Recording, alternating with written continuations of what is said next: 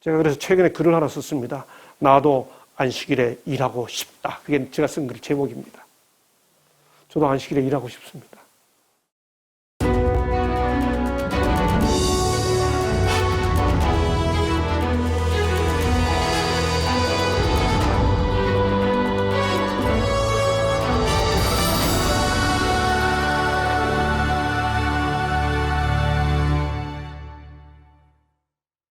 안녕하십니까. 오늘은 기독교 교육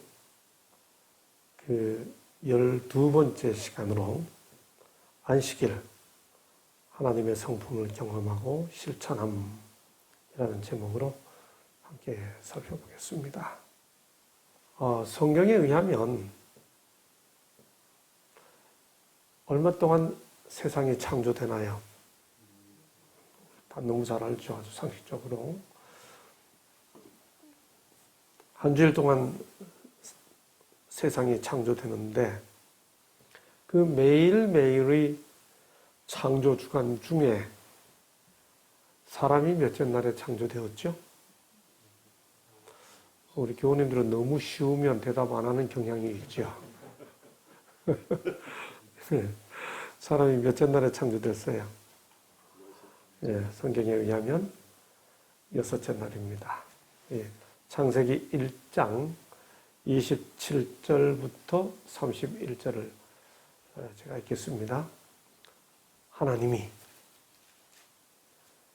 자기 형상 곧 하나님의 형상대로 사람을 창조하시되 남자와 여자를 창조하시고 하나님이 그들에게 복을 주시며 하나님이 그들에게 이르시되 생육하고 번성하여 땅에 충만하라 땅을 정복하라 바다의 물고기와 하늘의 새와 땅에 움직이는 모든 생물을 다스리라 하니라. 그렇게 한 다음에 하나님이 지으신 그 모든 것을 보시니 보시기에 심히 좋았더라. 저녁이 되며 아침이 되니 이는 몇째 날이니라? 6째 날이니라. 굉장히 어려운 질문을 또 한 번 드리겠습니다. 6째 날, 그 다음 날은 몇 번째 날인가요? 7째 날이죠. 자, 그러면 굉장히 어려운 질문이라고 제가 말씀을 드렸습니다. 그러면 그 7째 날에 무슨 일이 있었는지를 우선 살펴보겠습니다. 하나님이 그가 하시던 일을 7째 날에 마치시니 그가 하시던 모든 일을 그치고 7째 날에 안식하시니라. 하나님이 그 7째 날을 잘 보세요. 성경이 뭐라고 말하는지. 7째 날을 복되게 하사 거룩하게 하셨으니 하나님께서 복되게 하시고 거룩하게 하신 것은 성경 기록상 최초로 복이라는 단어가 나왔습니다. 거룩이라는 단어가 나왔습니다. 7째 날을, 물론 1장 21절에 보면 생물에게 복 준다는 말이 있습니다만 여기 7째 날을 복되게 하사 거룩하게 하셨으니, 그러니 하나님께서 복되게 하시고 거룩하게 하신 것은 7째 날을 지키는 사람의 태도나 정성이나 그런 것에 복을 주셨어요. 7째 날 그 자체를 복을 주셨어요. 성경이 뭐라고 말하나요? 7째 날을. 그러니까 하나님의 복과 하나님의 거룩을 누리려면 그 7째 날이라고 구별되도록 구별하신 그 시간 자체 속에 복과 거룩이 있는 거지요. 성경이 뭐라고 말하고 있는지를 성경 자체를 파악하는 거예요. 7째 날을, 그러니까 아무 날이든 사람이 정성을 다해, 우리 인간 종교는 인간의 정성으로 하나님의 사랑을 끌어당겨요. 그래서 내가 많이 비나이다 많이 하면 신이 감동을 받는 게 인간 종교죠. 근데 성경은 뭐라고 말하는가 하면 하나님이 일곱째 날을 복주사 거룩하게 하셨다라고 성경이 말하니까 그 복과 거룩을 누리려면 인간이 그 복과 거룩이 있는 시간 속으로 가면 돼요. 그렇죠? 일곱째 날을 복되게 하사 거룩하게 하셨으니 이는 하나님이 그 창조하시며 만드시던 모든 일을 마치시고 그 날에 안식하셨습니다. 이게 몇째 날이라고요? 이게 몇째 날이라고요? 일곱째 날입니다. 사람이 몇째 날에 창조됐다고요? 자, 그러면 질문. 또다시 굉장히 어려운 질문. 그러면 성경에 의하면 인간의 역사는 일로 시작했나요? 안식으로 시작했나요?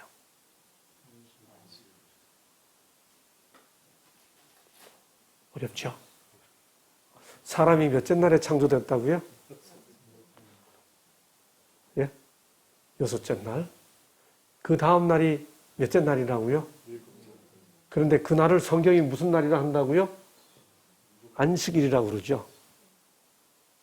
그러면 인간의 역사는 엿새를 살고 안식일을 맞게 돼 있나요? 안식일을 맞고 엿새를 살게 돼 있었나요? 와우.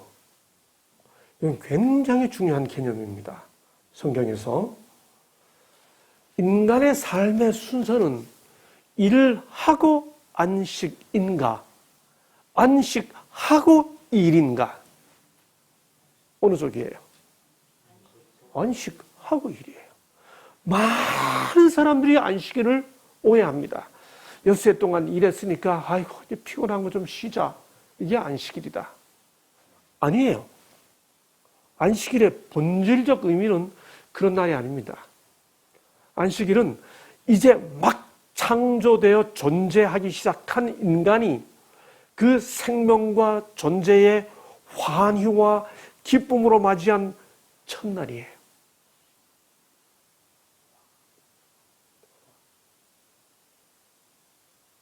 많은 사람들이 제가 아주 어릴 때 우리 아이들에게요. 지금 30대 중반에 우리 아이들이 갓난아이일 때 성경 이야기 들으라고 테이프를 하나 사줬습니다.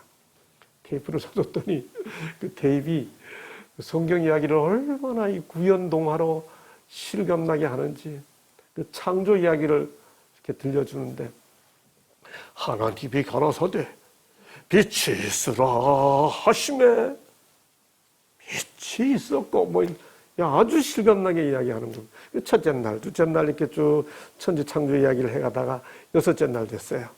하나님이 인간을 창조하셨습니다. 그리고 오후가 되었죠. 하나님이 인간까지 창조하고 나시고 하시는 말씀이 엿새 동안 천지를 창조했더니 피곤하구나. 이젠 좀 쉬어야겠다. 여러분 제가 그 테이프를 듣는 순간 그 한 번 듣고 다시는 아이들에게 안 들려줬습니다. 여러분 하나님께서 엿새 동안 천지 창조했다고 이제는 피곤하구나. 좀 쉬어야겠다. 여러분 이사야에 보면 하나님이 피곤하시다면 하나님이신가요? 하나님은 피곤치 아니하시면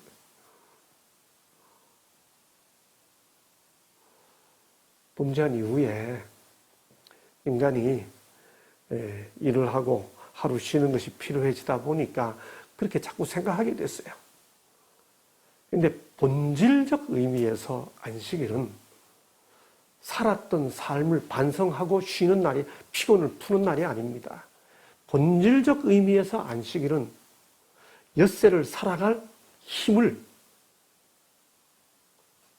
신령한 힘을 받는 날이고요. 하나님이 주신 그 생명의 환희를 감격하고 찬양하는 날이 안식일입니다. 엿새 날 창조되고 이제 막 인간이 존재하기 했기 때문이죠. 그런 의미에서 성경적 개념에 의하면 안식일을 맞이하는 사람들은 그 안식일 시간은 진정한 의미에서 환희의 날입니다. 진정한 의미에서 찬양으로, 진정한 의미에서 기쁨으로 그렇게 그날을 맞이해야 하는 것이 성경이 말하는 창조의 안식일입니다. 그래서 그날을 가리켜 흔히 뭐라고 표현하는가 하면 감탄해야 할 시간, 이렇게 표현하지요. 인간이 여섯째 날 창조되고 그 다음 첫날로 안식일을 맞이했습니다. 여러분 성경 잘 보세요. 하나님께서 인간을 창조하실 때 아담이라는 어른을 창조했어요? 인간의 씨를 창조했어요? 예? 왜요? 아담이라는 존재를 창조했어요. 그 다음 여인을 창조할 때 아기를 창조하지 않고 성인 여인을 창조했습니다. 존재 그 자체예요. 성경은 소나무의 씨를 창조한 게 아니고 소나무, 닭의 알이 아니고 닭. 그래서 성경 없으면 닭이 먼저냐 달걀이 먼저냐 아무도 답을 못하는데 성경을 믿는 사람들은 뭐가 먼저예요? 닭이 먼저예요. 아기 씨가, 하나님은 아기 씨를 창조한 게 아니고 사람을 창조했어요. 자, 그러니 아담과 하와가, 하와라는 이름은 사실 아담이 지어줬습니다만 우리가 아는 이름이기 때문에 아담과 하와라 하겠습니다. 아담과 하와가 창조돼서 만났습니다. 금요일 오후 막 만났다고 칩시다. 그러면 안식일은 그들에게 신혼 첫날이죠. 와, 얼마나 감격한 날이었겠습니까? 그렇죠? 어떤 사람들이 만약에 안식일을 맞이하면서 가까이 오지 말라고, 이러면 성경적이 아니에요. 그 안식일 첫날은 부부가 처음으로 딱 만난 날, 아주 감격의 날이죠. 환희의 날입니다. 참 그래서 안식일은 감탄하는 날입니다. 사랑하는 이를 처음 만난 감탄, 자연을 바라보는 감탄, 모든 것을 처음 바라본 모든 것이 신비로 가득 찬 감격의 날이 안식일의 본질적 의미죠. 여러분 성경을 읽어보게 되면 천지 창조에 대한 이야기가 성경 첫 장과 그 다음 장에 두 번 반복되어 있어요. 그래서 이걸 반복되어 있다는 걸 모르시면 오해가 생기기 쉽습니다.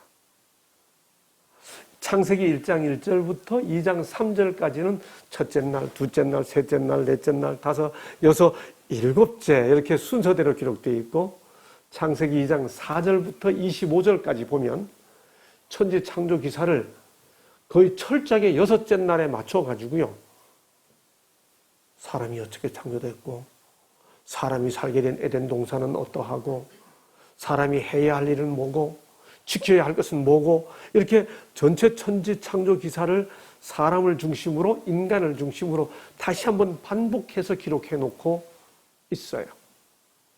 그만큼 뭘 말하려고 하는가 하면 창세기 2장을 다시 한번 읽으면 엿새 동안 천지 창조된 이야기를 철저하게 사람 중심으로 다시 한번 반복해 기록해 놓고 있기 때문에 창세기 2장을 읽으면 그 다음 날인 일곱째 날을 맞이할 때 얼마나 많은 것이 준비된 선물의 날이 일곱째 날인가 하는 것을 알게 된다는 의미인 거죠. 그래서 성경의 개념에 의하면 일곱째 날은 정말 사람을 위해 모든 것이 준비된 감탄의 날입니다. 성경 자체가 그렇게 설명하고 있기 때문에 그래요. 저는 그래서 종종 우리 교우님들께 그런 말씀 드리기를 좋아합니다. 안식일을 맞이해서 기도할 때 제발 이렇게 반성하는 기도 그런 건 집에서 다 하고 오시라고 그럽니다. 교회 와가지고 이제 안식일을 맞이하는 기도를 하는데 하나님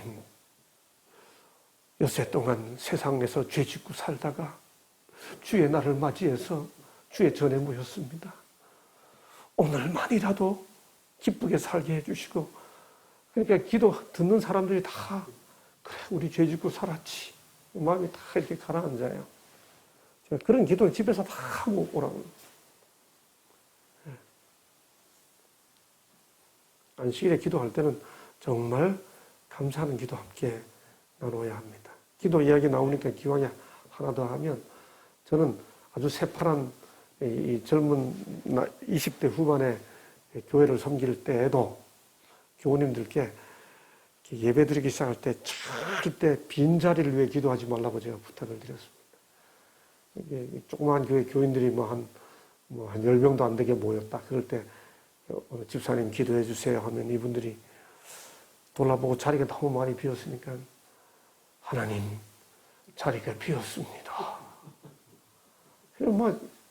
듣는 사람도 힘 빠지고 설교하려고 하는 사람도 힘이 쫙 빠져요. 그럼 제가 집사님들께 교우님들께 빈자리 위해 기도해봐야 아무 소용이 없으니까 절대 빈자리를 위해 기도하지 말고 와 있는 자리를 위해서 기도해라.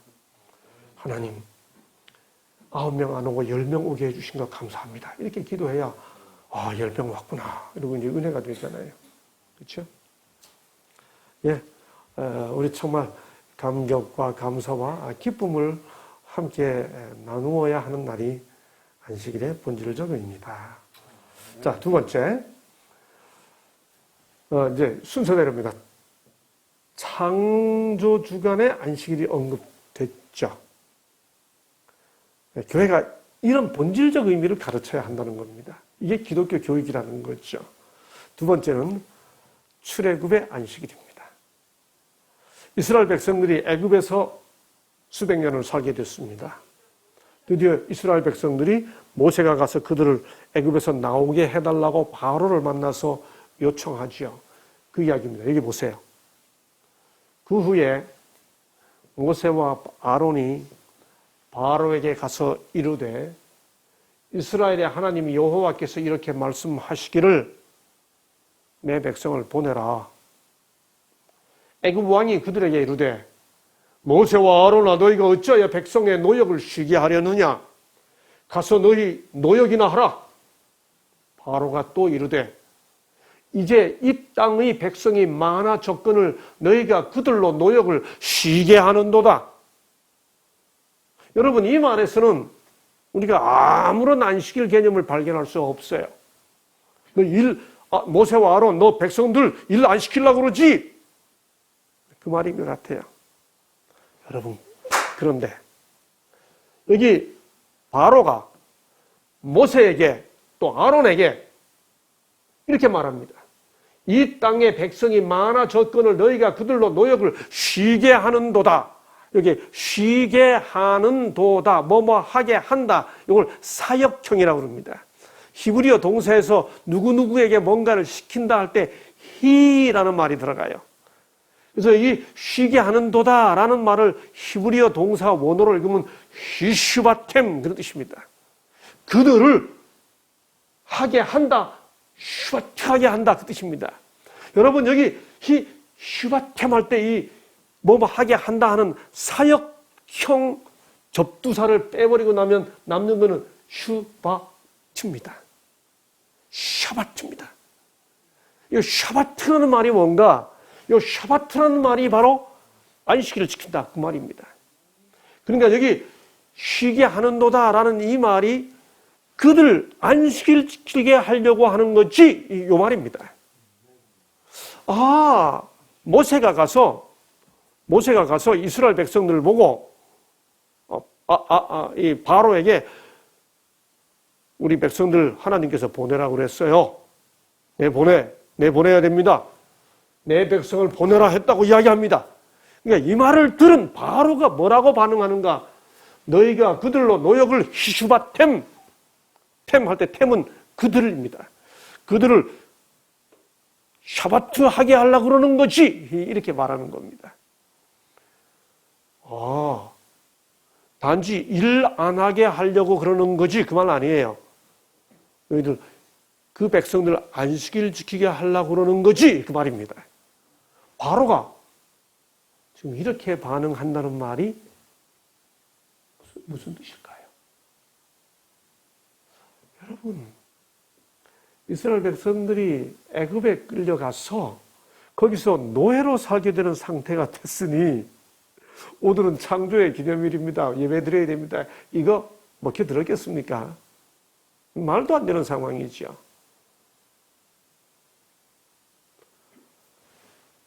여러분, 내 부모를 공경하라. 공자님도 그런 말씀하시고 부처님도 그런 말씀하실 수 있죠. 살인하지 말라. 모든 종교 경전에서 다 찾아볼 수 있죠. 그렇죠? 거짓말하지 말라. 누구라도 그 말 할 수 있습니다. 윤리 종교에서는. 그런데 안식일을 지켜라. 이런 계명은 누구만이 할 수 있어요.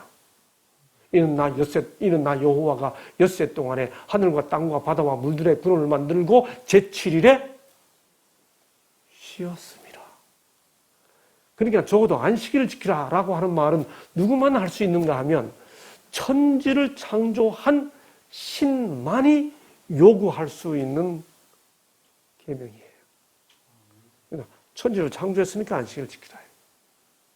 이스라엘 백성들이 그 창조주 하나님을 섬긴다면 우리는 창조의 기념일로서 찬양과 존재를 기뻐하는 복된 날을 하나님께 구별해 드리겠다는 의식을 당연히 가졌을 것인데 노예 생활 밑에서 그런 것이 가당키나 한 이야기입니까? 그러니까 바로가 이런 반응을 하는 거죠.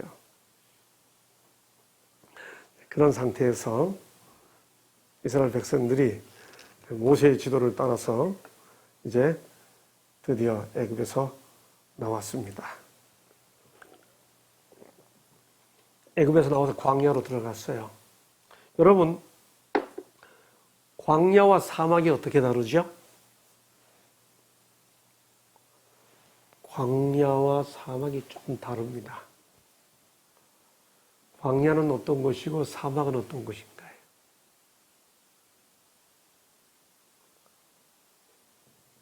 어떻게 다르죠? 네? 사막은? 모래가 많은데. 광야는? 광야는 기름이 있는데. 예, 사막은 그야말로 모래사자잖아요. 모래만 쫙 있는 게 사막이고, 광야는 모래만 있는 게 아니고 바위도 있고 길도 있고 그래요. 근데 식물이 못 자라는 건 공통되죠. 이스라엘 백성들이 광야로 나왔습니다. 거기 바위가 있고 길은 있는데 생명이 살 수가 없어요. 그럼 애굽에 있을 때는 잘 살았죠. 여러분, 지금으로 광야를 생각하지 말고 그 당시로 돌아가서 이스라엘 백성들 입장에서 애굽을 떠나 광야로 왔다는 말은 그 애굽에서의 가장 근본적인 생존 조건이 되는 물이 있는 거죠. 그러면 애굽을 떠나 광야로 나왔다는 말은 구체적으로 인간을 그 애굽에서 살게 해주는 뭔가를 떠났다는 말인데, 애굽에서 사람이 살 수 있도록 해주는 가장 중요한 생명의 젖줄이 뭐였나요? 물인데, 물이죠. 근데 그 애굽의 물은 뭐 때문에 애굽에 물이 있었어요? 제가 너무 어렵게 물었나요? 네, 나일강이죠. 애굽 하면 인류의 4대 문명 나일강이 흐르잖아요. 그렇죠? 나일강이 쭉 이렇게 흐르지 않습니까? 그러니까 그 당시 이스라엘 백성들 입장에서는 광야로 나왔다는 말은 뭘 떠났다는 말이에요? 나일강을 떠났다는 말입니다. 나일강이 없으면 농사도 못 짓고 먹을 것도 없고 마시는 물도 없어요. 거기 애굽은 다 나일강 때문에 그 나일강을 따라 모든 문명이 이루어지고 있지 않습니까? 그러니까 광야로 나왔다는 말은 나일강을 떠났다 그 말입니다.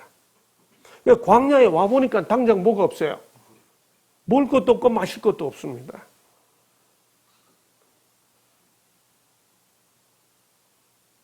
수백만의 군대가 나왔는데 광야로 나왔어요. 갖고 온 거야 얼마나 먹었겠어요? 사람이 먹지 않고 견딜 수 있는 게 기록상 최대 얼마까지인가요? 아무것도 안 먹고. 성경에 보면 40일 금식 기도 이야기가 많이 있으니까. 그렇죠. 마시지 않고는 못 살죠. 배고파지면 다 불평불만이 생길 수밖에 없지 않습니까? 기도하면서 작심하고 굶는 거 말고 진짜 먹을 게 없어서 굶어 보기를 일주일 해보신 분, 5일 해보신 분, 4일 해보신 분, 3일. 우리 원장님 3일 먹을 게 없어서 3일을 굶어 보셨어요. 3일을 굶어 도둑 안 되는 사람은 없다 그랬는데 어떻게 그때 3일을 어떻게 견디셨어요? 아, 정말죠. 저도 고1, 고2 때 정말 먹을 게 없어 3일을 굶고 나니까 그냥 옆집 그 아주머니가 부엌에서 저녁을 하시는데 그냥 부엌으로 뛰어 들어갔습니다.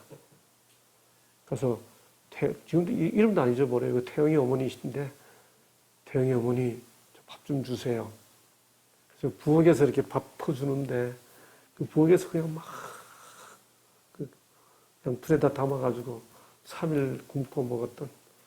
지금도 기억나는 건 제 생일에 식구들이 먹을 게 없어 다 동생들과 함께 힘없이 누워있는데 제 생일날이었어요. 우리 누님이 저보다 4살 위에 누님이 힘없이 동생들을 돌보고 있는데 그렇게 젊은 어린 애들이 이렇게 굶고 있으니까 옆집 아주머니한테 가서 더구나 동생 생일이니까 뭔가 얻어와야 되겠다고 갔는데 밥을 얻어갖고 왔는데 어느 아주머니가 갖다 줬어요. 이렇게 바가지에다 담아가지고 보리쌀이 많은 밥이었는데 그걸 누님이 받아가지고 고추장을 넣어가지고 막 이렇게 비벼가지고 나눠줘서 이렇게 내가 딱 먹으려고 떴더니 밥이 이렇게 쭉쭉 늘어나요. 쉬어가지고 상한 거예요. 그 고추장 맛으로 한 숟가락을 푸는데 이게 너무 밥이 상하니까 우리 누님이 갑자기 이리 내 하더니 막 그 밥을 다 끌어 모아가지고 나는 그때 우리 누님 눈에서 파란 빛이 나오는 것 같더라고요. 배고파가지고 옆집 아주머니가 갖다 주는 밥을 얻어가지고 동생들을 먹였는데 이 밥이 찍찍 늘어나는 상한 밥이니까 너무 화가 난 거예요. 그걸 갖다가 이게 마당에 있는 수도에 갖다가 그 밥을 팍 내던지는 모습 본 게 지금도 생생합니다. 굶었어요. 그것도 한두 명이 아니고 200만 무리가. 그러니까 불평불만 할 수밖에 없죠. 군중이 모세한테 대들 때 그때 하나님께서 광야에서 나일강을 떠난 그들에게 먹여주신 게 저 유명한 출애굽기 16장의 만나라고. 히브리어로 만나 그러는데요. 16장 4절에 보면 내가 너희를 위하여 하늘에서 양식을 비같이 내리리니 백성이 나가서 일용할 것을 날마다 거둘 것이라. 잘 보세요. 일용할 것을 어떻게 거두라고요? 넉넉하신 하나님이 한 달치 미리 주시면 안 돼요? 아니, 월급 주듯이 한꺼번에 다 주시면 되고, 아예 연급으로 1년치 거 다 주시면 안 돼요? 왜? 일용, 하루 쓸 걸 날마다 거두라. 왜 이렇게 하셨어요? 만나 기적을 이해할 때 요걸 이해해야 돼요. 주기도문에 일용할 양식을 주시며, 왜? 월용할 양식이 아니고 연용할 양식이 아니며, 왜? 일용할 양식인가요? Daily bread. 왜? 매일매일 먹을 빵이에요. 만나는 기억하십시오.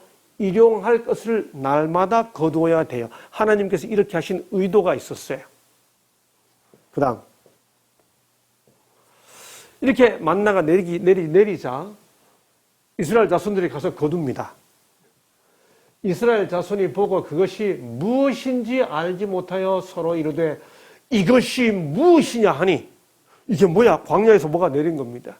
이게 뭐야? 하니까 모세가 그들에게 이르되 이는 여호와께서 너희에게 주어 먹게 하신 양식이라.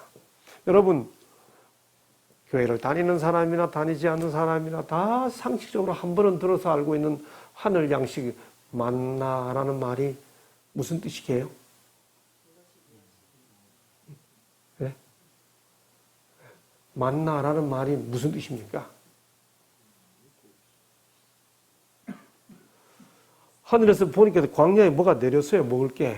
그러니까 그걸 딱 보는 순간 사람들이 놀라가지고 이게 뭐야? 이게 뭐야? 몰라. 먹는 거야. 근데 이름이 뭐야? 몰라. 이게 뭐야? 이름을 모르니까 이게 뭐야가 이름이 됐습니다. 이것이 무엇이냐 하는 말이 히브리어로 만후 그럽니다. 만후라는 것에서부터 온 이름이 만나. 근데 만나는 뜻이 무엇인가 하면 뭐야? 이게 만납니다. 우리 학생들에게 가끔 성경 시험 낼 때 누가복음을 누가 썼는가 이렇게 해놨는데도 정답을 못 쓰는 학생들이 있어요. 질문 속에 대답이 2번이나 나왔는데 누가복음을 누가 기록했는가? 누가가. 그럼 되잖아요. 만나의 뜻이 무엇입니까? 뭐죠? 무엇. 이게 무엇이에요? 이렇게 만나가 내렸습니다. 그런데 만나를 daily bread, 일용할 양식을 날마다 거두게 하신 하나님의 의도가 29절에 나옵니다. 보시죠.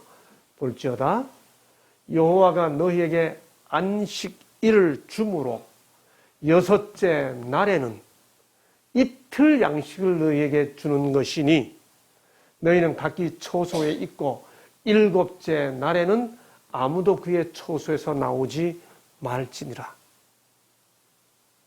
하나님께서 한 달치를 한꺼번에 주지 아니하시고 매일매일 주신 것은 그러다가 6째 날에 가서는 2배를 주시고 7째 날에는 안 주시게 된 것은 그래서 매일의 양식을 매일마다 거두어라 라고 하신 것은 6째 날에 2배 주시고 7째 날에 안 주심으로 7째 날이 구별된다는 사실을 가르쳐 주기 위함이었습니다. 잊어버렸던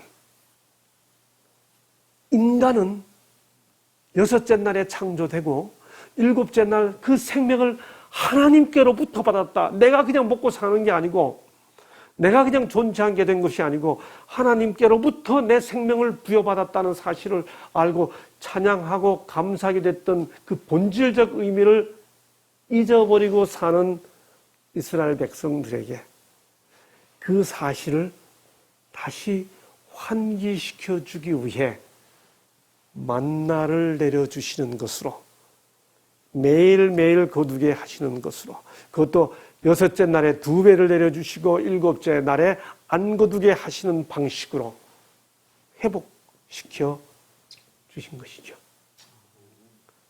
십계명을 주시기도 전에 출애굽기 20장에서 십계명을 주시기도 전인 출애굽기 16장에서 그렇게 하신 것이죠. 그래서 이스라엘 족속이 그 이름을 모르니까 만나라 그렇게 부르게 된 거죠. 그래서 이 안식, 출애굽의 안식을 가리켜 뭐라고 표현하는가? 재발견의 시간이라고 표현하는 겁니다. 네. 여기 보면 그래서 광야에서 장기간 체류하는 동안 매주 이스라엘 사람들은 그들의 마음에 안식일의 신성성을 각인시키려고 고안된 삼중이적을 봤다. 그 삼중이적이 뭐예요? 첫째, 6째 날에는 만나가 2배로 내렸다. 둘째, 7째 날에는 안 내렸다. 셋째, 다른 날은 먹을 것 이상으로 저장해 두면 썩었는데 6째 날에는 2배를 거두고 하루를 보관해도 전혀 썩지 않고 잘 보관되어 있었다. 이 삼중이적을 광야 생활 내내 만나를 먹는 동안에 경험하면서 잊어버렸던 창조의 기념일, 본질적 감사의 날을 끊임없이 환기받을 수 있게 되었던 것이죠. 예. 이스라엘 백성들의 역사를 보게 되면 바로 이런 본질적 의미의 안식일을 선지자들은 끊임없이 환기시켜 줍니다. 여러 선지자들이 그걸 회복시키려고 했습니다만 한 선지자 이사야의 기별을 통해 선지자들이 회복시켜준 안식일의 의미를 배워보도록 하죠. 이사야 58장 13절 14절입니다. 우리 좀 읽어주시겠어요?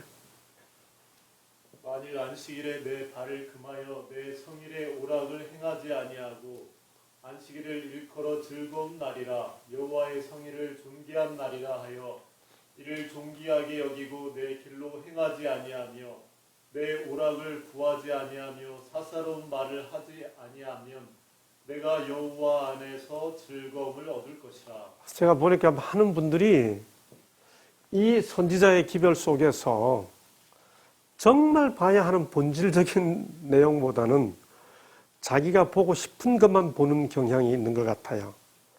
특별히 우리 자녀 잘 키워보려고 하는 부모님들이 그런 경향이 있는 것 같습니다. 그분들은 제일 시작하는 구절을 봐요. 내 발을 금하여 내 성일의 오락을 행치 아니하고 여기까지만 관심이 있어요. 그래가지고 안식일이 되면 아이들 뭐 하지 마라, 뭐 하지 마라, 뭐 하지 마라 이렇게 여기에 모든 관심이 있어요. 여러분 그런데 그렇게 한 다음에 그 아이가 안식일을 일컬어 지겨운 날이라 이렇게 되면 의미가 없는 거예요. 발을 금하고 오락을 행치 아니해 가지고 안식일을 일컬어 즐거운 날이라 라고 돼야 되거든요. 이게 본질적 의미거든요. 그러니까 이 구절을 잘 보면 나의 하고 여호와의 하고 두 가지가 다 대비되어 있는데 둘 다 즐거움이에요. 여기 보면 내 성일에 오락을 행하지 않, 이 오락은 내가 내 즐거움을 위해 내 방식대로 뭔가 즐거움을 찾아가는 거죠. 그런데 내가 내 방식으로 즐거움을 찾아가는 오락, 이걸 다른 성경은 쾌락이라고 번역했습니다. 그래서 여기 이 구절은 잘 보면 똑같은 즐거움인데 즐거움이 충돌돼요. 오락 혹은 쾌락으로 번역되는 나의 즐거움이 있고 여기 안식일을 일컬어 즐거운 날이라 여호와의 성일을 존귀한 날. 그러니까 뭔가 하면 즐거움은 즐거움인데 존귀한 즐거움이에요. 거룩한 아름다움. 우리 몇 주 전에 함께 공부했었잖아요. 즐거움은 즐거움인데 존귀한 즐거움이에요. 그 다음 또 여기 보면 내 길로 행하지 아니하며 내 오락을 구하지 아니하며 그 다음 사사로운 말을 하지 아니하면 이걸로 끝나는 게 아니고 그 다음 뭔가 하면 내가 여호와 안에서 즐거움을 얻을 것이다. 그러니까 똑같은 즐거움이에요. 오락과 즐거움인데 이건 내가 추구하는 오락이고 사사로운 말도 내가 추구하는 즐거움의 말이고 그 다음 여호와 안에서는 즐거움이 있어요. 그러니까 무슨 뜻인가 하면 어떤 차원의 즐거움을 선택하도록 교육받는 날이 안식일이라는 거죠. 그러니까 만약에 누군가가 제가 보니까 양쪽 극단이 있습니다. 하나님의 날을 지키기 위해 오늘 하나님의 날이야 잘 지켜 이래가지고 막 진지하다 못해 심각해지는 분들이 있습니다. 제가 교회 생활을 해보니까 교회 생활 하시는 분들 중에 다른 사람 긴장시키고 다른 사람이 힘들게 하는 게 본인의 은사라고 생각하는 분들이 있어요. 탁 오면 막 사람 긴장시키고 막 힘들게 하고 그분 없으면 교인들이 휴 하고 웃고 들어오고 그분 있으면 다 이렇게 물론 어른 중에 그런 분이 필요하죠. 근데 이게 긴장시키는 정도를 넘어서서 이게 힘들게 하는 분들이 있죠. 반대로 이게 여호와 안에서 즐거움이 아니라 그냥 다 쾌락을 쫓고 오락을 쫓게 만드는 거죠. 그런 의미에서 이사야의 이 기별은 우선순위, 무엇이 더 소중하냐라고 하는 가치를 배우는 날이 안식일이라는 겁니다. 그래서 나의 오락, 이 오락을 다른 성경은 쾌락이라고 번역했습니다. 사사로운 말을 다른 성경은 잡담이라고 번역했습니다. 하지 아니하고 여호와의 즐거움, 여호와의 안에서의 즐거움.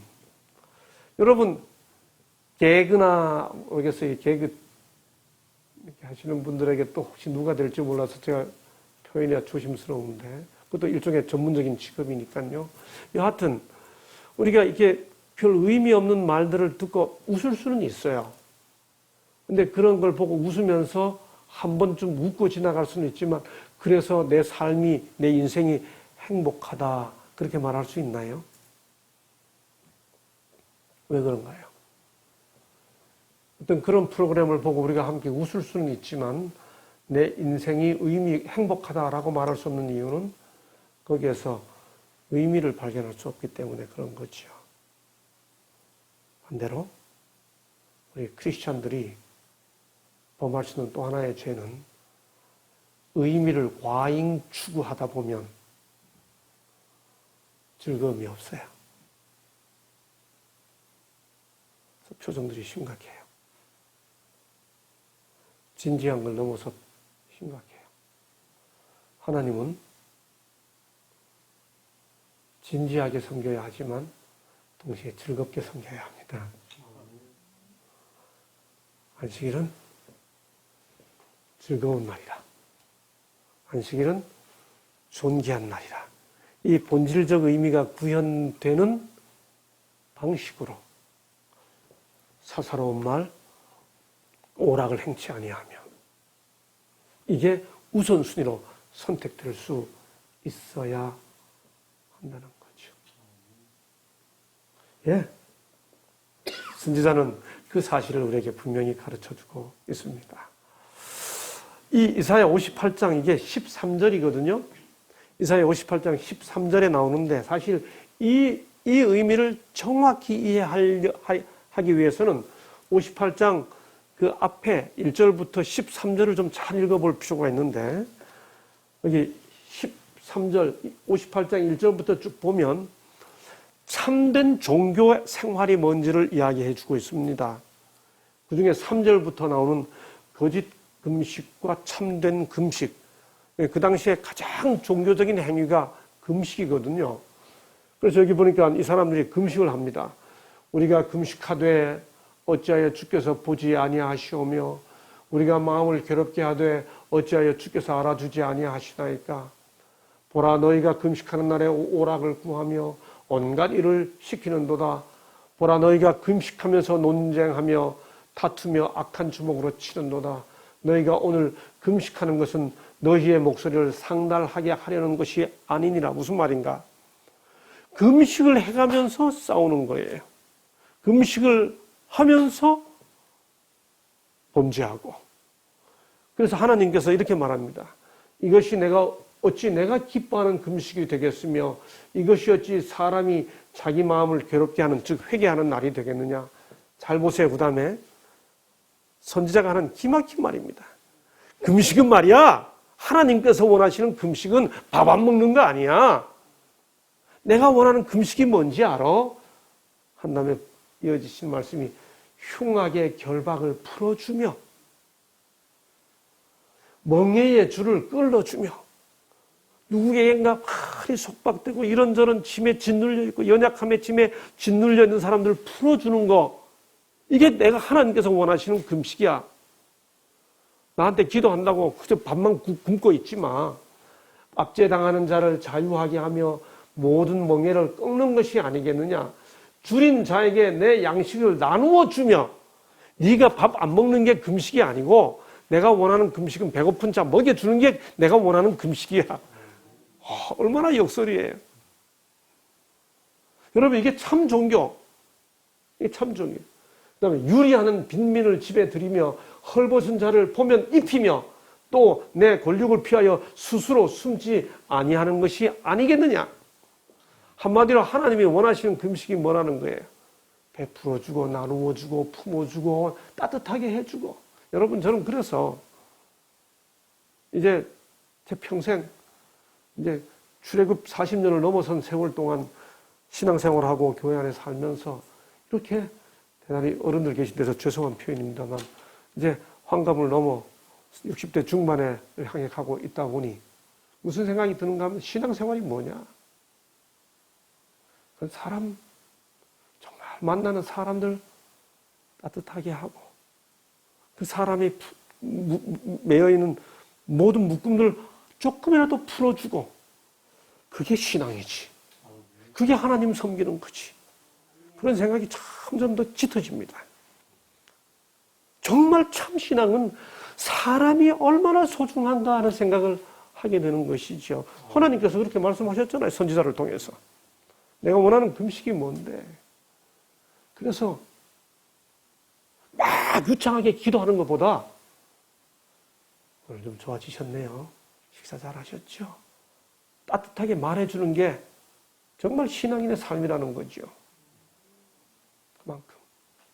지금 이사야 선지자가 말하는 게 그겁니다.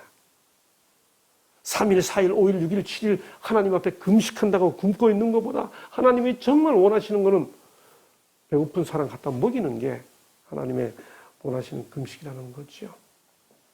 그렇게 하면 이런 약속이 주어집니다. 잘 보세요. 아주 중요한 표현입니다. 그리하면 내 빛이 새벽같이 비칠 것이며, 그 다음 하늘마을 가족들에게 참 중요한 표현이죠. 내 치유가 급속할 것이며. 제가 이 구절 보고 다시 한번 말씀 준비하면서 제 가슴에 확 와 닿은 게 있어요. 성경 66권 전권에서 치료 빨리 된다는 말 다 찾아보고 싶은 생각이 들었습니다. 이렇게 하면 치료가 빨리 된다는 성경상의 약속, 그리고 그걸 그대로 한번 문자적으로 실천해 보는 것이 얼마나 필요할까 하는 도전을 받았습니다. 여기 내 치유가 급속할 것이며 이게 하나님 약속이에요. 그 다음 내 공의가 내 앞에 행하고 여호와의 영광이 내 뒤에 호위하리니, 내가 부를 때 나 여호와가 응답하겠고 내가 부르짖을 때는 내가 여기 있다 하리라. 만일 내가 너희 중에서 멍에와 손가락질과 허망한 말을 제하여 버리고 주림 자에게 내 심정이 동하며 괴로워하는 자의 심정을 만족하게 하면, 우리 다 외로운 사람들이에요. 우리 다 괴로운 사람들이에요. 우리 다 약한 사람들이에요. 그런 사람들에게 위로되고 힘되고 용기되는 삶을 조금이라도 더 살면 내 빛이 흑암 중에 떠올라 내 어둠이 낮과 같이 될 것이며, 여호와가 너를 항상 인도하여 그 다음 내 마른 곳에서도 내 영혼을 만족하게 하며 내 뼈를 견고하게 하리니. 예? 너는 그 다음 그 유명한 표현 물된 동산 같겠고, 여기 물된 동산 여기서 나옵니다. 물이 끊어지지 아니하는 샘 같을 것이라. 내게서 날 자들이 오래 황폐된 곳들을 다시 세울 것이며 너는 역대에 파괴된 기초를 쌓으리니 너를 일컬어, 이렇게 살아가는 사람들 너를 일컬어 무너진 데를 보수하는 자라 할 것이며 길을 수축하여 거할 곳이 되게 하는 자라 하리라. 이렇게 말한 다음에 나오는 구절이 만일 안식일에 내 발을 금하여, 이렇게 되어 있습니다. 그게 무슨 뜻이에요? 정말 안식일을 정말 이렇게 하나님께서 즐거워하도록 지키는 것, 단지 어느 한 날을 구별하여 시간 속에서 예배 드리는 것으로 마치는 게 아니고 우리의 삶이 창조주를 섬기는 것이 저렇게 사는 거지. 인간에게 생명을 주시고 존재의 근원이 되시는 하나님을 섬기는 게 저렇게 사는 거지 라는 느낌이 저절로 전달되도록 약한 사람들, 상한 사람들, 뼈가 약한 사람들을 도와주고 나누어주고 베풀어주고 용기 주고 그렇게 하는 것이 물된 동산같이 되게 하고 치유가 신속하게 되도록 해주겠다고는 하나님의 약속인 거죠. 그 맥락 속에서 이렇게 안식일이 언급되어 있고 그 안식일의 가치가 이렇게 전해져야 한다고 선지자가 반복해서 말해주고 있는 것입니다. 네, 안식일은 즐겁고 존귀한 날이 되어야 합니다. 그래서 하나님의 성품, 하나님께서 원하시는 금식이 뭔지를 알아가는 하나님의 목적을 알아가고 더 나아가 다른 사람과의 관계에서 하나님의 성품과 목적에 맞게 살아가는 그런 즐거움을 얻는 날, 그게 경험되어야 한다는 거죠. 이걸 깨닫지 못하고 안식일인데 이런 거 하고 있어! 이렇게 하고 하나님의 성품이 오해받는다는 거예요. 다른 사람을 섬기는 유대인들은 그래서 안식일에 화나면 화를 내면 두 가지 범을 이중 범죄를 범했다고 그럽니다. 자기도 범하고 다른 사람도 범하게 했다 그럽니다. 상처받았으니까. 예, 안식일은 그래서 우선순위를 배우고 그것을 실천하는 날이다. 그게 선지자가 가르쳐주는 우선순위의 날, 성경에 딱 기록되어 있는 의미인 거지요. 자, 그래서 여기 이런 말씀이 있습니다. 우리는 안식일을 단지 율법의 요구 때문에 지키는 것을 지향하고 생활 전반에 걸친 그것의 영적 의미를 깨달아야 한다. 이게 하나님께서 원하시는 금식이다라고 하는 말 속에 담겨 있다는 겁니다. 어느 날 가서 예배 딱 드려서 안식일을 지켰다가 아니라는 거예요. 삶의 전반에 여호와께서 원하시는 금식을 행하듯이 그렇게 살아가는 안식일 준수, 그게 돼야 되지 않겠냐라고 하는 거죠. 예, 이제 창조의 안식일, 출애굽의 안식일, 선지자의 안식일을 건너 주님의 안식일로 왔습니다. 이 날을 균형을 찾는 시간이라고 제목을 붙였습니다. 여러분, 마태, 마가, 누가, 요한 사복음서를 읽어보면 예수님께서 그 당시 바리새인과 서기관들하고 여러 번 부딪히시는데 그 부딪히시는 게 뭐 때문에 부딪히신지 아세요? 예수님이 서기관과 바리새인들하고 부딪히게 된 여러 번 부딪히시는데 여러 번 부딪히시는 그 사연이 뭐 때문인지 아세요? 오늘 뭔 공부하고 있어요? 이렇게 안식일 이야기하고 있으니까 당연히 안식일 때문에 부딪히셨겠죠. 센스로 딱 답할 수 있지 않습니까? 제가 한 6가지 사례를 말할게요. 오늘 안식일에 제자들하고 지나가는데 제자들이 배가 고파가지고 밀밭을 지나가다가 이삭을 딱 따가지고 딱 까먹으니까 딱 보고 있다가 당신 제자들 안식일 범했지. 이런 사람들 있습니다. 요즘에도. 두 번째, 예수님이 회당에서 안식일이었습니다. 손이 마른 사람이 있었습니다. 고쳐주셨어요. 기다리고 있다가 공격합니다. 좀 이따 살펴보죠. 예수님이 안식일에 회당에서 18년간 이렇게 꼬부라진, 이 꼬부라진 여인을 고쳐줬습니다. 사람들이 안식일에 사람 고쳤다고. 수종병이 뭔가요? 팔다리가 막 붓는 거죠. 바리새인의 집에서 안식일에 수종병 든 사람을 고칩니다. 안식일에 베데스다 연못에서 38년 된 병자를 고칩니다. 여러분, 또 하나 마지막 보고요.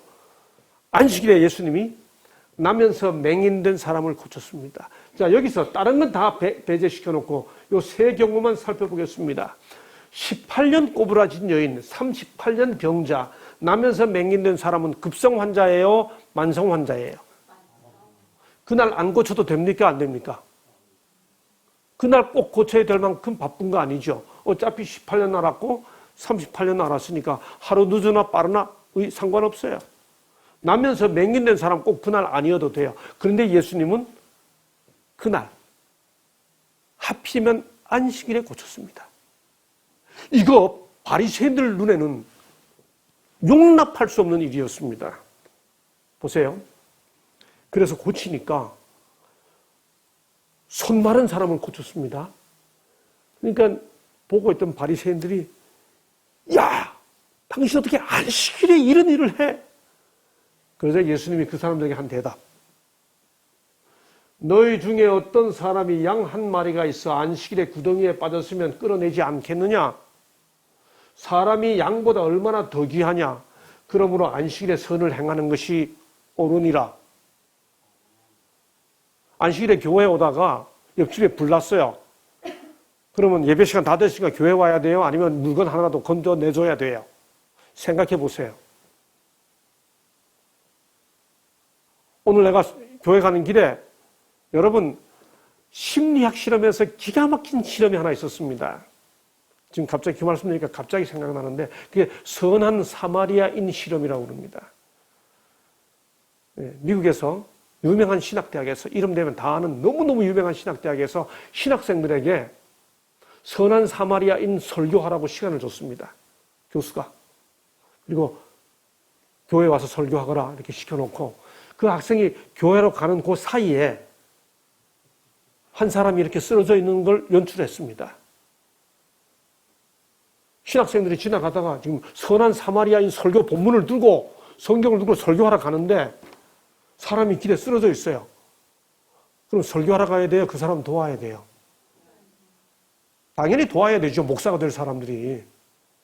그런데 안 도와요. 설교 시간이 급하니까 다 설교하러 갑니다. 선한 사마리아인 설교하러. 이게 선한 사마리아인 실험이에요.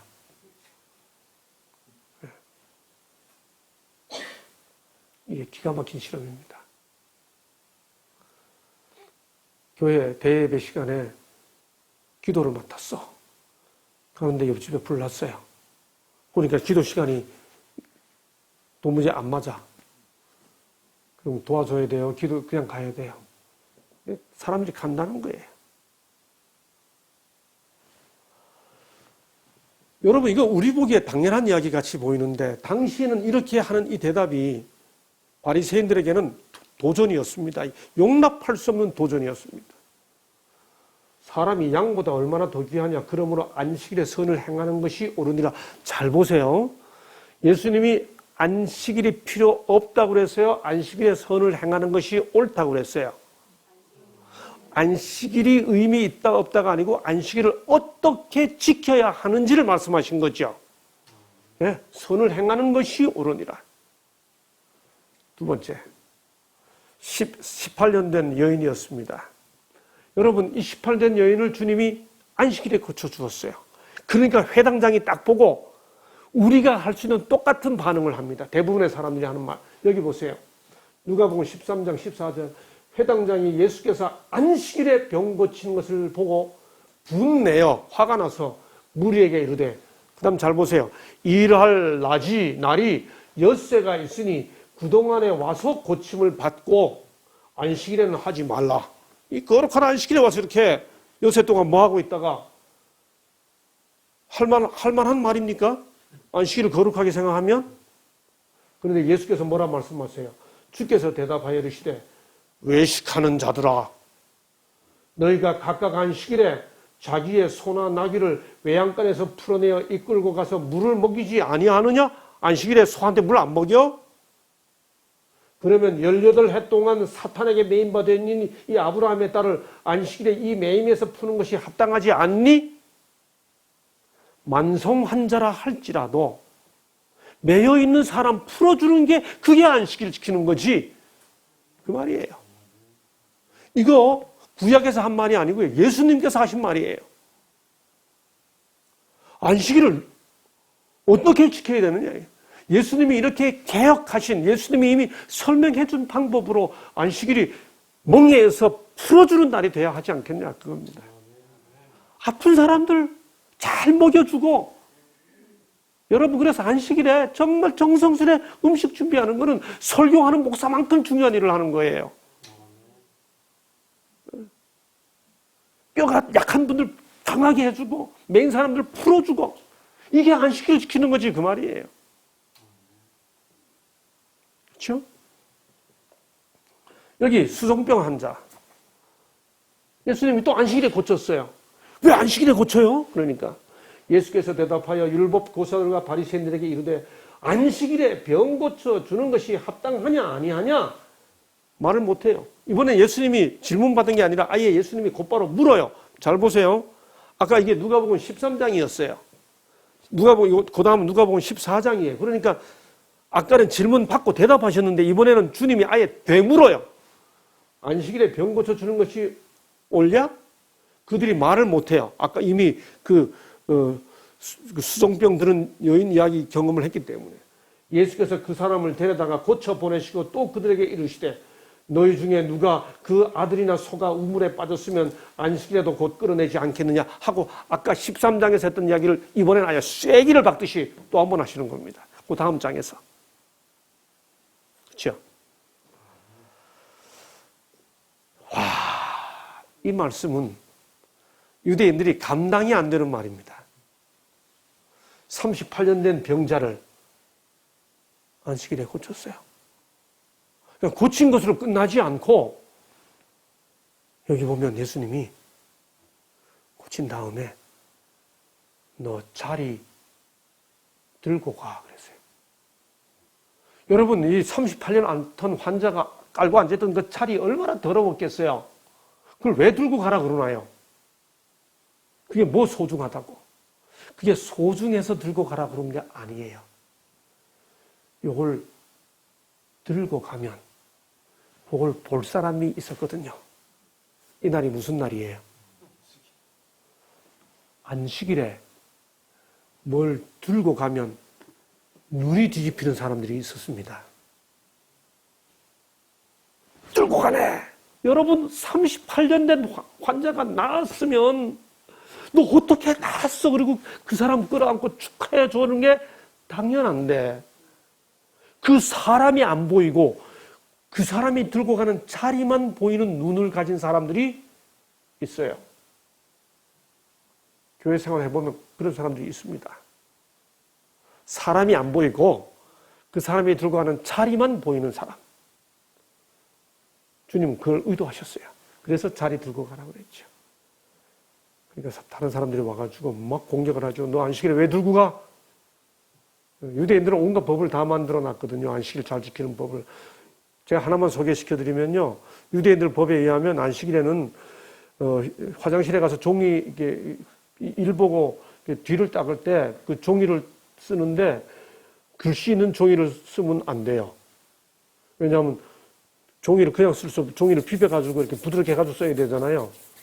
종이 쓰는 것까지는 괜찮은데 글씨 있는 종이를 비비면 그건 글씨를 깨뜨린 거기 때문에 안식일을 범한 거예요. 그래서 안식일에는 종이 쓸 때라도 글씨 없는 종이를 써야 돼요. 희한한 법을 다 만들어 놨습니다. 그러니까 들고 가는 게 딱 손에 잡혀가 눈에 보여가지고 사람들이 공격을 하니까 당신 안식일을 범했잖아. 안식일을 이렇게 깨뜨리고 뭐 이런 게 어디 있어? 하고 공격하니까 그때 하신 예수님의 대답. 내 아버지께서 이제까지 일하시니. 유대인들은 안식일은 뭐 안 해야 되는 날인 줄만 알았어요. 뭘 안 하면 유대 방식, 바리새인들 방식으로 안식일을 제일 잘 지키는 방식은 그냥 가만히 있으면 돼. 아침에 안 일어나고 이러고 있으면 돼요. 뭐 안 하는 것만 관심이 많으니까. 근데 그렇게 생각하는 그들에게 내 아버지께서 이제까지 일하시니 안식일에 일하니까 나도 일한다.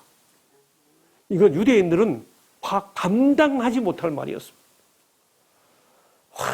이 말을 시대의 소망이라는 책은 기가 막히게 설명합니다. 하나님께서 안식일에 일하냐? 일한다. 하나님께서 안식일이라고 쉬시면 꽃이 필 수 있어요. 냇물이 흐를 수 있어요. 해가 뜰 수 있어요. 하나님께서 일하시니까 해가 뜨고 공기가 흐르고 냇물이 흐르고 꽃이 피고 모든 생명이 유지하도록 하기 위해 하나님은 일하시죠. 나도 생명이 살아가도록 하기 위해 나도 일한다. 제가 그래서 최근에 글을 하나 썼습니다. 나도 안식일에 일하고 싶다. 그게 제가 쓴 글 제목입니다. 저도 안식일에 일하고 싶습니다. 죄송한 표현이지만 금요일 저녁에 이렇게 와서 제가 우리 교우님들과 함께 우리 가족들과 함께 나누는 이 말씀도 제게는 일하는 겁니다. 나도 안식일에 일하고 싶다. 이 일로 여러분이 조금이라도 힘을 얻고 용기를 얻는다면 나 그런 일을 하고 싶습니다. 아버지께서 일하시니 나도 일한다. 예, 주님이 나면서 맹인된 사람을 고쳐주셨어요. 보세요. 여러분 이게 안식일입니다. 이 장면은 참 희한한 장면입니다. 그 유명한 실로암 이야기입니다. 그 사람이 진흙을 이겨, 예수님이 진흙을 이겨 내 눈에 바르고, 이 환자가 이제 너 어떻게 나았냐 하니까 대답하는 말이에요. 내 눈에 바르고 나더러 실로암에 가서 씻으라 하기에 가서 씻었더니 보게 되어노라. 예수님이 그냥 고쳐주면 되지. 왜 진흙을 이겨가지고 눈에 발라가지고 뭐 진흙이 지금 뭐예요? 그 숯가루 같은 효과가 나는 겁니까? 진흙을 왜 바르신 거예요? 그것도 안식일에. 그렇죠? 사람들 다 보여. 그들이 전에 맹인되었던 사람을 데리고 바리새인들에게 갔더라. 예수께서 진흙을 이겨 눈을 뜨게 하신 날은 안식일이라. 일부러 이렇게 표현. 성경절에 예수께서 진흙을 이겨 눈을 뜨게 하신 날은 안식일이라. 이게 이 기사의 마지막 언급입니다. 안식일에 진흙 고여가지고 앉아가지고 사람 눈에다 이렇게 바로 예수님이 뭘 가르치기 위한 거예요? 사람을 살리는 게 얼마나 중요한지를 실물 교훈으로 보여주신 거죠. 주님은 이걸 가르쳐 주신 거예요. 다시 말해 다 정리하면 주님은 안식일 자체를 폐지하신 것이 아니죠. 바리새인들의 유대주의적 안식일을 개혁하셨습니다. 안식일이 사람을 위하여 있는 것이요, 사람이 안식일을 위하여 있는 것이 아니니 바리새인들은 사람이 안식일을 위하여 있는 것처럼 만들어 버렸습니다. 안식일이 사람을 위하여 있죠. 그렇죠? 하나님께서 피곤하지 않은 하나님께서 여세 동안 천지를 창조하시고 안식일을 제정해 주신 목적인 거죠. 율법이나 선지자를 폐하라고 눌러 생각지 말라. 바른 안식일로 균형을 잡게 해주는 날. 그게 주님께서 회복해 주신, 개혁해 주신 안식일이죠. 마지막으로 이 안식일은 바울에게서도 확인할 수 있습니다. 사도행전 13장 안디옥에 이르러 안식일에 회당에 들어가 앉으니라. 그러니 사람들이 말하기를 그 다음 안식일에도 와서 이 말을 해주라. 그러니까 그 다음 안식일에는 온 성이 다 하나님 말씀을 듣고자 하여 모였습니다. 또 빌립보에 갔습니다. 안식일에 우리가 기도처가 있는가 하여 문 밖 강가까지 나갔습니다. 다시 데살로니가에 갔습니다. 거기 회당이 있으니까 새 안식일의 성경을 가지고 바울이 복음을 전합니다. 다시 고린도에 갑니다. 안식일마다 바울이 회당에서 강론합니다. 이렇게 한 이유는, 한 것은 예수께서 그렇게 하신 것처럼 같이 한 거죠. 예수께서 자라나신 곳 나사렛에 이르사 안식일에 늘 하시던 대로 회당에 들어가서 성경을 읽으려고 소심해. 자, 여기서 공통된 점은 뭔가 하면 바울이 안식일을 맞을 때마다 그 시간에 회당 또 여기 어디 갔죠? 회당에 가서 안식일을 지냈다는 거죠. 회당. 또 예수님도 아까 보시는 대로 예수님도 회당에 가셨죠. 왜냐하면 회당은 공적 예배가 진행되는 장소였기 때문에 그렇습니다. 그러나 회당에서 모이지 못할 때는 어떤 일이 있었나요? 심지어 문 밖 강가까지 가서 회당이 없을 때, 지금처럼 일반적으로 함께 모여서 공중 예배를 드릴 수 없을 때 야외에서 함께 예배를 드렸습니다. 회당은 공적 예배 공간이죠. 초대교회 선교 및 교육 공간이었습니다. 그들은 함께 모여서 간증도 하고 토의도 하고 설교도 듣고 그렇게 했습니다. 교재는 안식일마다 읽었던 구약 성경입니다. 종합하겠습니다. 안식일은 창조의 기념일입니다. 본질적으로 기쁨의 날입니다. 안식일은 창조를 기념하는 사람들이 삶 속에서 잊어버렸을 때 다시 만나를 통해 회복시켜준, 기억을 환기시켜주는 날이었습니다. 안식일은 삶의 우선순위를 선택하게 해주는 날이었습니다. 사사로운 오락이 아니고 그야말로 본질적인 즐거움을 회복시켜주는 날이죠. 안식일은 사람을 위하여 그 생명을 회복시켜주는 날입니다. 안식일은 공적 예배를 위해 함께 모이면서 교육을 나누는 날입니다. 그런 본질적 의미들이 우리가 함께 드리는 이 예배 속에서, 삶 속에서 함께 구현되기를 바라면서 이런 것을 가르치는 것이 또한 기독교육의 본질적 내용이다라고 하는 것입니다. 이 귀한 교훈이 오늘 우리들의 삶을 행복하게 해주는 날이 되기를 바라면서 오늘은 여기까지 하겠습니다. 감사합니다.